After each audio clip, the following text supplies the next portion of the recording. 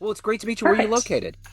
I'm in the San Francisco Bay Area, so a Wow. little east outside of Oakland. Okay. Yeah, it's beautiful. I mean, I watched that last Oakland A's game. I just really, Oh, because they used to be the Kansas City has a history. Well, I'm in Kansas City, and it used to be the Kansas City A's. So I'm just wanting to kind of soak it in, and it has to be one of the most heartbreaking sporting events I've ever seen in my entire life. yeah. I think I'm not a huge sports follower, Yeah. but losing, the Warriors used to play there. They moved to San Francisco, Yeah. which, all right, that's fine.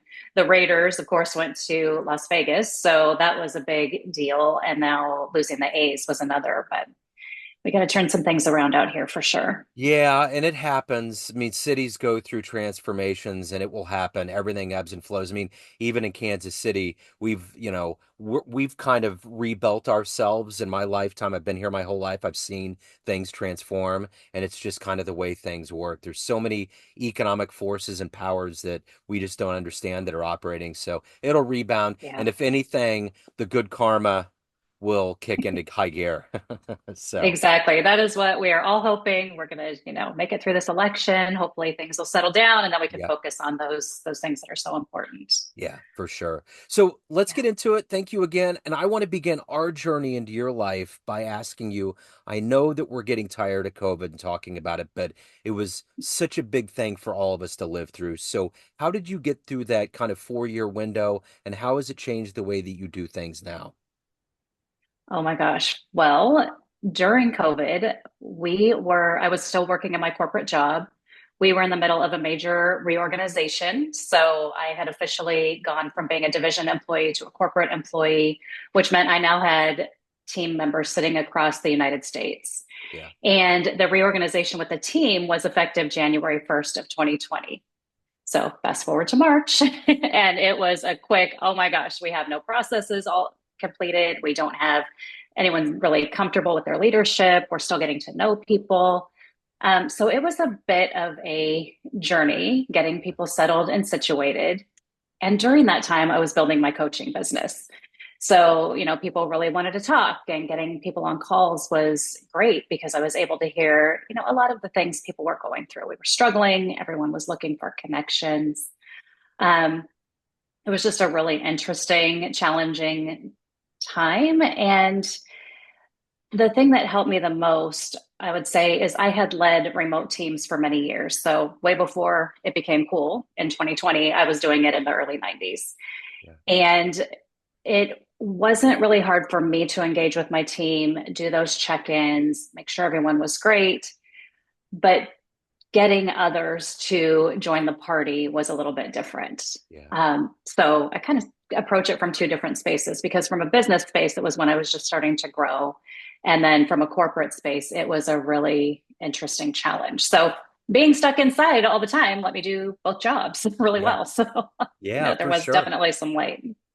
So let's get into what you do right now in 2024 on a daily basis. I'm going to put you in front of a bunch of third graders at career day, and one of the kids is curious and asks you, "Hey, what do you do for a living?" How do you Oh answer my them? gosh. I help women get better jobs by building their confidence so that they can really achieve their dreams and do what they want in their lives. So what did you That want to be in the is third grade? honestly a flight attendant. Oh, wow. Um, and I remember because my mom, when she went into parent teacher conference, the teacher apparently didn't think super highly of flight attendants because she told my mom my dreams weren't big enough. Oh, wow. But that's such a cool dream to have as a kid because Right. I mean, you're professional, you're traveling all the time. I mean, there's something about it that has a glamorous feel to it.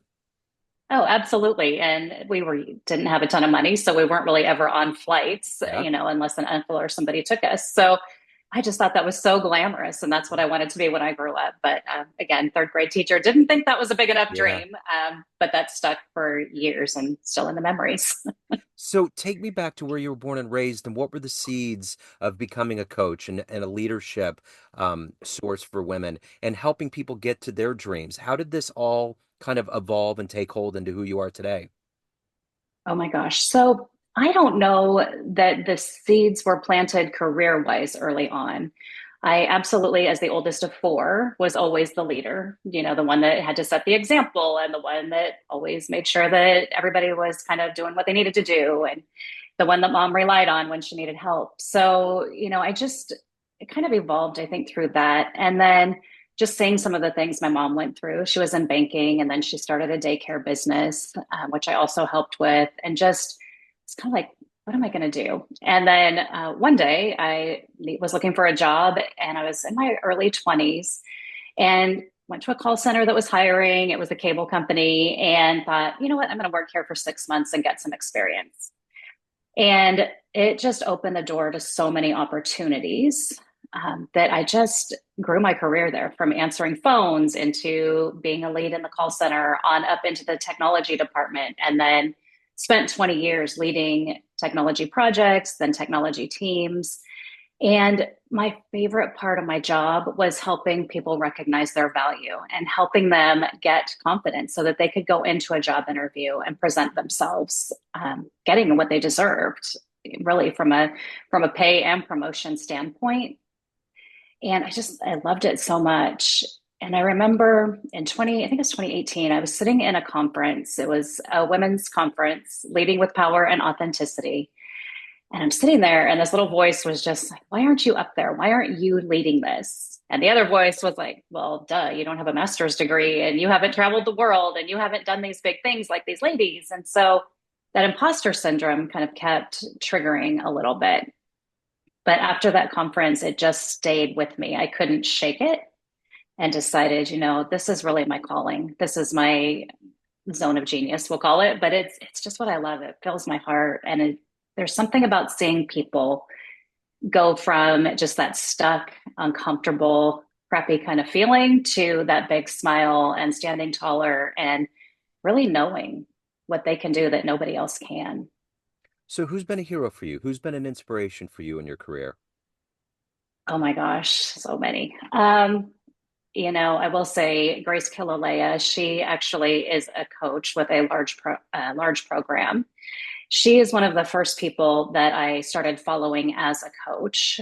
And just her energy is amazing. And I joke, she told her she was my spirit animal once because I ended up at a conference with her and she was at my table for breakfast, which was like, holy cow, what's happening?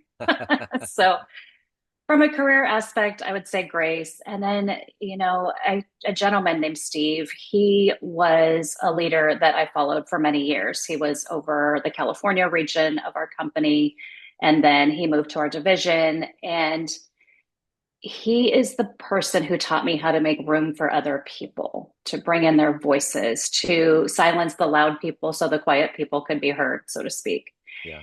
And I found him to be so inspiring and somebody that I wanted to emulate as I went forward and helping others as they grow. So if you could meet one person alive on the planet right now that you find fascinating, that would be, you know, good for you in your career, or just in general, just to be around him for a little bit, who would that be? Oh my gosh. If I could meet anyone, it would probably be Michelle Obama. Yeah. I'm telling you, I'm in awe of the amount of class, the amount of just emotional intelligence, and her ability to lead gently. And it's just inspiring. I was at a conference in Philadelphia where she spoke and just was amazed at how much calm energy she brings into a Uh-huh. room. Yeah. And we all probably need a little more of that in our lives. I mean, I read her book, and the thing is, there was some rumblings for a while if she was going to run for office, and it's like you didn't read the book because she is not getting anywhere near any of that. She's not. But it is amazing to look at the Obamas right now. Like I saw a picture yesterday on Instagram of them celebrating, I think 32 years. It was their anniversary. How well put together, how calm, how leadership oriented they are. And then looking at the chaos of this election, it's like, what happened? How did we, how did the car not only go off the track, but go over the cliff and just explode? It's so weird, very weird. Yeah, it's very weird is a good word for it. And that's the thing. No matter what political party people affiliate with, the example of leadership that comes from the Obamas is it's second to none. It is Yeah. first class. It is high Mhm. class. Yeah. And interesting that it was their anniversary. I missed the post. when I was in that conference in Philadelphia, Barack Obama, I guess I can call him Barack now, actually came on video screen live to wish her a happy anniversary because she was Wow. traveling on their anniversary and was flying back to DC that night. Wow, that's great. It was so Oh my cool gosh, that so amazing. Yeah, it was so cool in that book to hear how he was courting and what he was doing in the beginning, and it all just stays true to who he is and who they are. I think that's the strength of them. They never ever got away from the tenets of who they were in the beginning. It just got stronger, and it's like they're the example, they're the embodiment of what you're supposed to do in a relationship, which is grow together, and they've definitely done that. So, Absolutely. yeah. So, what is that motivation for you every day to do this work that you do? Because you're not just going into a job, you're going into situations where you're helping women find their place on this planet, but you also have to evolve as a human yourself. What is that collective gumption for you every day? Oh my gosh. You know, it is for me, it's about setting my day out right. It's kind of funny. My husband likes to listen to the news in the morning, and sometimes I'll be in the house and I'll start hearing it and I'll move outside because I Right. need to just get my mind straight, right? We got to go Yeah. powerful. The thing that people who don't understand if they haven't been in these shoes is this is a very emotional journey for a lot of women. There's sometimes a lot of frustration and anger, and it can be hard. So I've got to be built up. So I definitely set my day up so that I have my mornings to get my mindset, truly be prepared, and making sure that I'm evolving. So I am looking at articles, things that are coming out recently, as far as maybe Forbes or other companies that publish great articles. Um, Funny story, I did dispute one on Forbes recently, so we'll see how that goes. But getting different perspectives and different ways of being, because a lot of my coaching is strategy. There are coaches out there who are deep in the mindset and all about a lot of questioning. Mine is about understanding where you're at, how we meet there, and then help you elevate. So it's more strategy. So making sure that my strategies are staying on point. And interestingly enough, the majority of them have not changed over the last 20 years. What has changed is some of the technical piece, some of the way that promotions happen, but it's just really important for me to be on the cutting edge so that continue to stand out from other coaches in the industry. So let's go back to the beginnings of your career, say 20 years ago or so, and let's say you have a dream tonight. You run into that younger version of you, and you could give that young version of you a piece of advice based on the career that you've had, the wisdom you've gained along the way. What advice would you impart on that young version of you?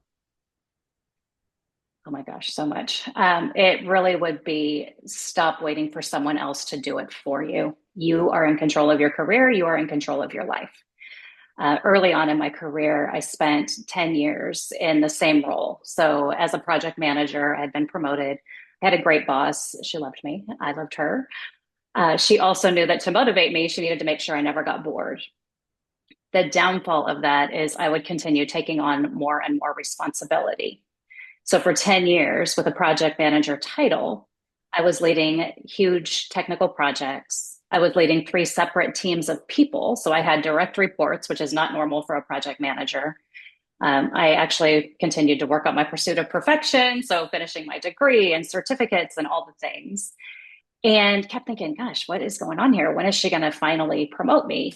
And so it really resonated. In fact, I wrote a book that I just published recently, and I share that story because so often we're waiting for someone else to tell us what's next or to tell us who we are. And the reality is, you've got to know, you've got to be the one making those decisions and making them happen.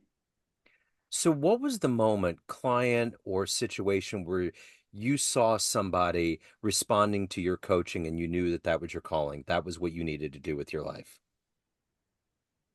Well, as I helped friends and peers getting promotions and landing new jobs, I knew that was a big part of it when I left my job. So I had always felt that, like I mentioned, that was really the favorite part of my job. I wasn't really excited about the office politics or the reports that needed to be done and all of that. It was the people. So anytime I could be in the room with my people, virtually or otherwise, that's where I thrived and loved just helping them do better and be better.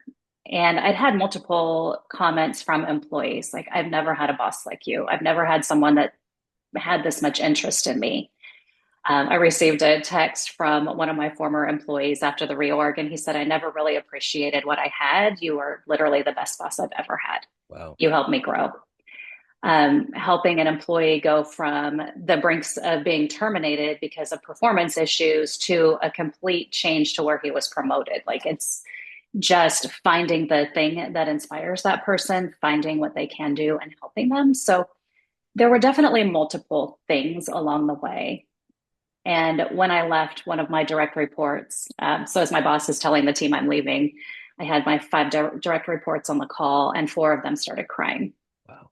And the one sent me a message. She said, you've made me believe in myself more than anyone ever has. I never even thought I could do these things. Wow.